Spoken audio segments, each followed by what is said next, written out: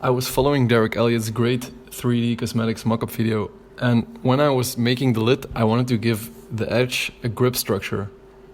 And I couldn't really find a video or a tutorial that made this simple. So in this video, I'm gonna show you how to make something like this. Okay, so let's continue with a lid. As Derek showed in his video, if you don't know how to make it, just please watch his tutorial first.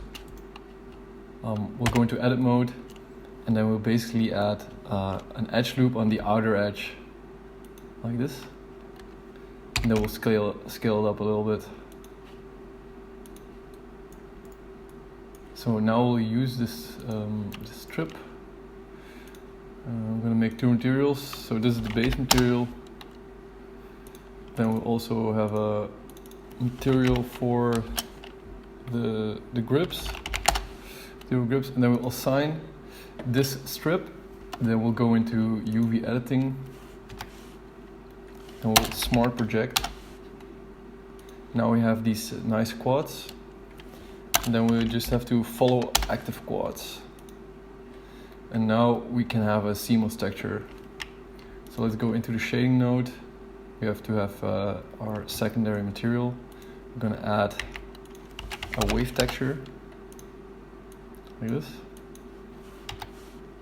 Now the waves are not vertical yet, so we'll Control T for getting the mapping, and then we'll get the UV map, turn around Z by 45 degrees, and now we have these nice vertical bars.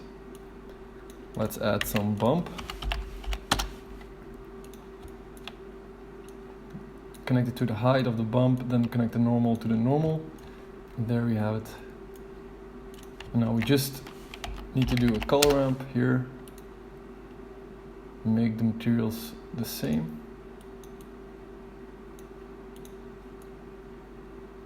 And that's the basic idea.